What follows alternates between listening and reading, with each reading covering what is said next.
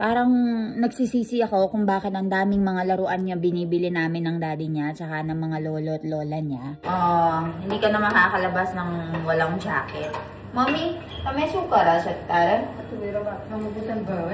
Kakain ngayon siya ng benon ko tsaka ni Hiro. So kapag hindi nila nakaya ng dalawa, doon ako magpapakita sa kanya. Chasma kay chasma tara. Chasma per. Chasma pero. Unduche.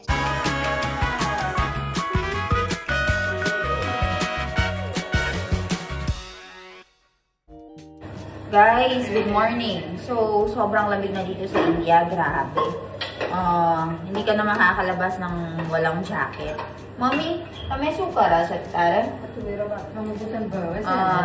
Guys. So, meron tayo dito ngayong tuwero.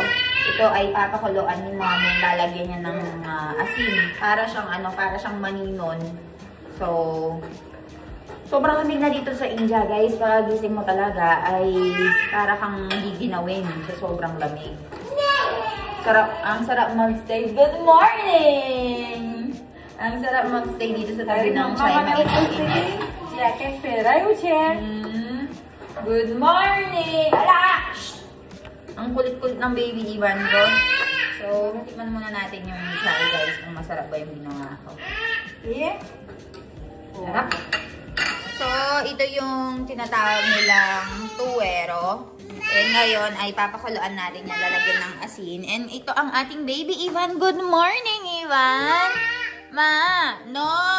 No, naichalo karwano bito. Buwan karo, daddy. Nya! Ilalagay natin dito sa may cooker ng 3 whistle. Okay. And ito ay aayusin na natin itong siya, guys. Today, guys, meron tayong mga bisitang darating. Kasi nga, merong data kung tawagin nila dito or engagement ceremony. So, yung kapatid ni Hemu Mami ay yung anak niya ay i-engage na. So, I think nasa second year college or first year college na siya. Palang siya, yung babae. Kasi engage na siya. So, ayun, darating ngayon si Jainik and si Brunda dahil malapit na kamag-anak nila. And then, probably darating din si Mona Libati dito para mag-stay for the night since galing siya sa Canada and nagbakasyon lang siya dito ng ilang araw. So, magkape muna tayo.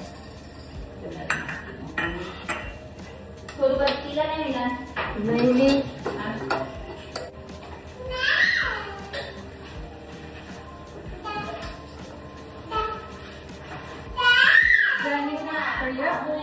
काजू biscuit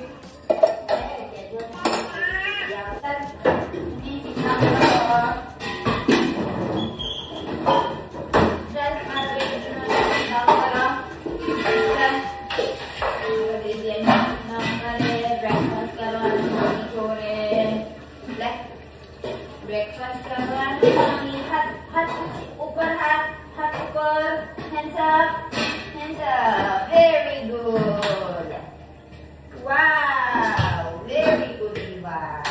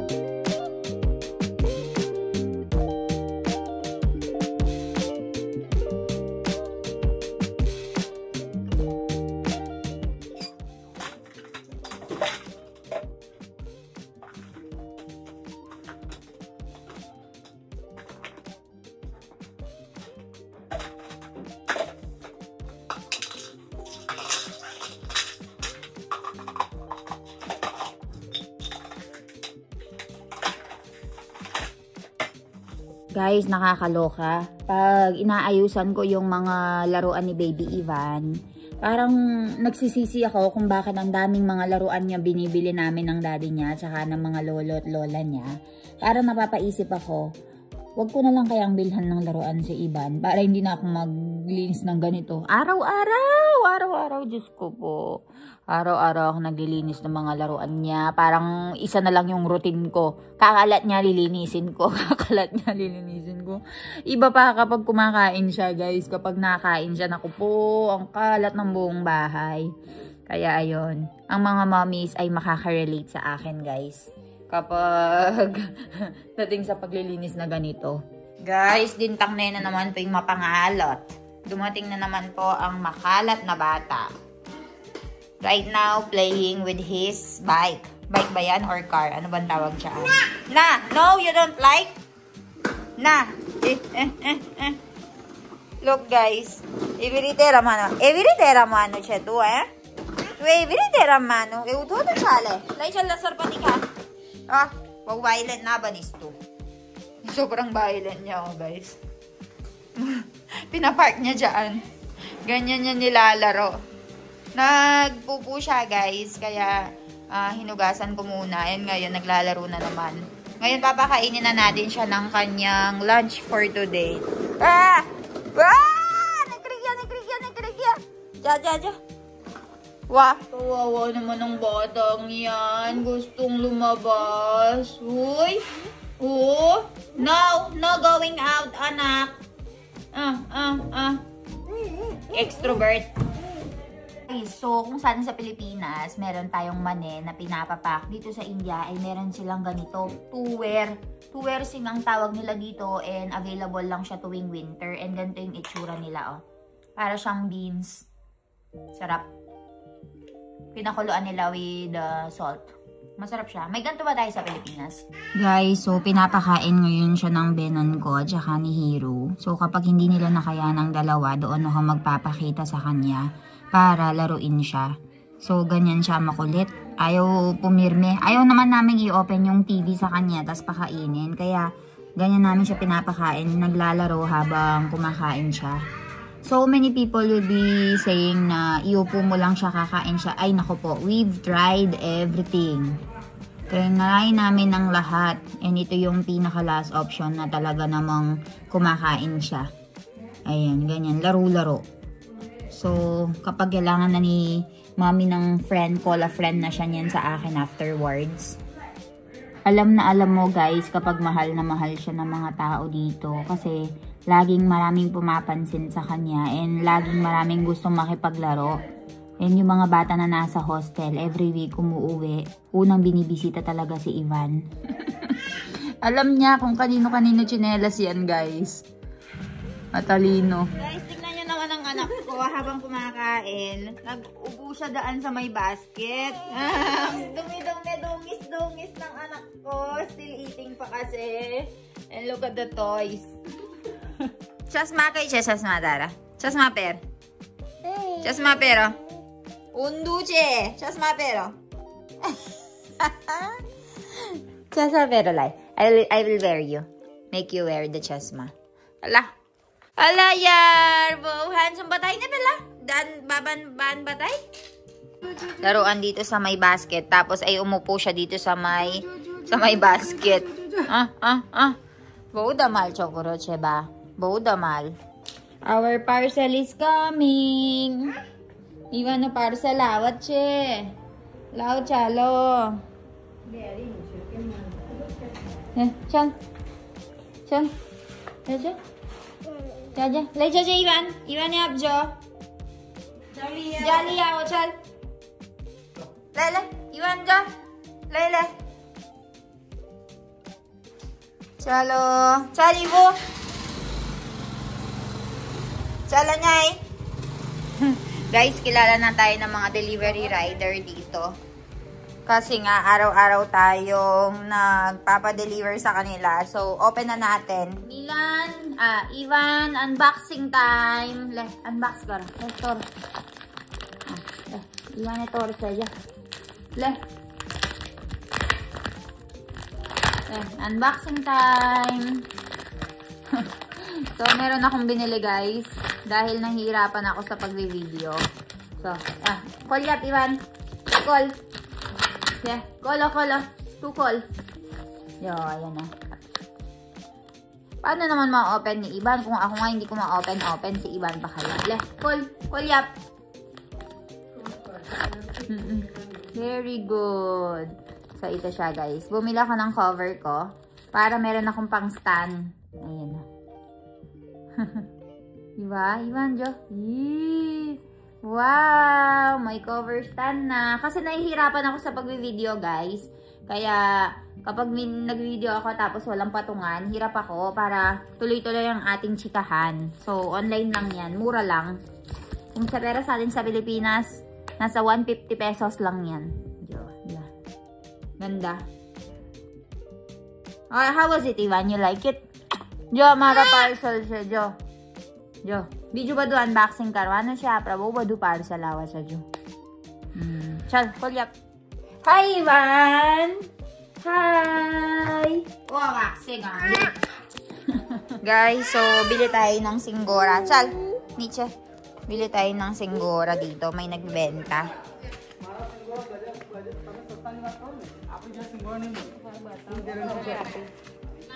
So, ito yung singgora or ano yan? Seasonal fruit. Para siyang, coconut, kalasa ng coconut, guys. So, titikman ni Mami. Mami, cha kilo. Sahid rupya? 1 kilo? 500 gram. Sahid eh. Lai chal. Jack, mast છે.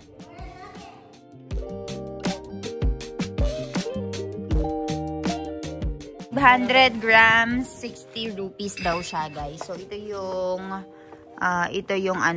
singgora kung tawagin nila. Isa siyang seasonal fruit.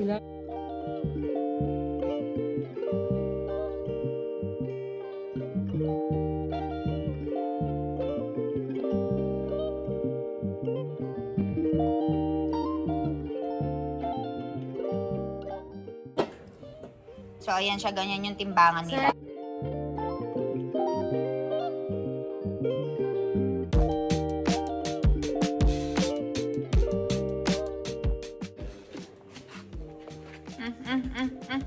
कई जाइश चलो हमारा काम आईवा छे भैया सिंगोरा वेशस तारा चंपल कई छे बहन जो दिन पन्यू महिला था बेव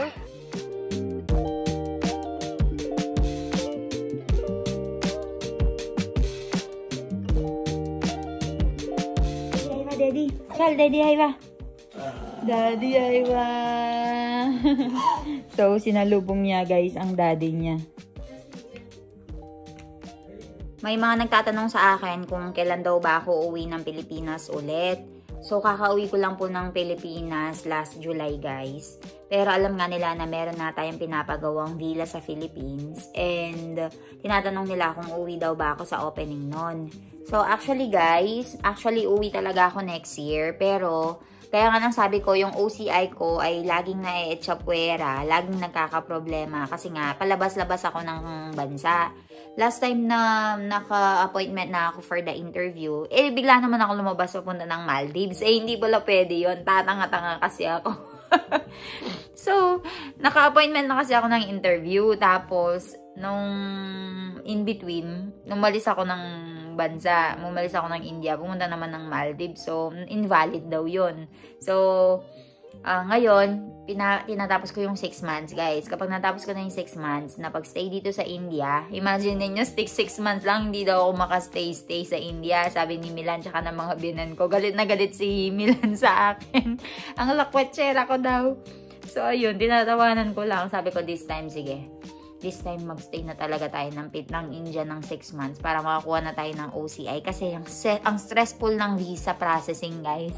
Ang dami mong kailangan jetche-bureche na i-apply. Kaya sabi ko, tatapusin ko muna yung 6 months ko na stay. So, July to February, kailangan ko magstay dito. So, by February, dun muna ako mag-a-apply. Tapos, dun na. Lipad na tayo papunta ng Philippines ulit. So, people are asking kung ang ano na ba yung update doon sa villa. Under construction pa rin po. Pero naghahanap na ako ng furnitures na mapag-o-orderan. So, kung meron kayong kakilala na mga nagbebenta ng mga furnitures or gumagawa ng mga furnitures, mga AC, generator, ref, lahat-lahat na. Message kayo sa baba para makontak ko sila and bibigay ko yung style na gusto ko doon sa mga furnitures ko doon sa villa, and then makikipag yung presyo kung saan tayo magiging mas makakatipid and kung ano yung quality ng mga gawa nila. So, ayun. Hindi ko muna i-upload yung mga videos ng villa kapag medyo okay na siya, maganda ng tignan. Doon ko i-upload para naman ma-excite kayo, diba? So, mag-book kayo doon sa villa namin kasi yung resort this December fully booked na. Actually, siguro 2 na lang yung date na remaining, pero the rest ay fully booked na. So, mag-book na kayo ng summer vacation nyo ngayon na dun sa Milane's Private Resort. Tapos, mag-open na tayo ng Milane's Private Villa. So, ayun. Samahan nyo nga kami sa journey natin. Malay nyo, kami pala yung mamili ng mga decorations doon sa villa. Makauwi kami agad. So, ayun. Samahan nyo kami. Ciao. Bye-bye.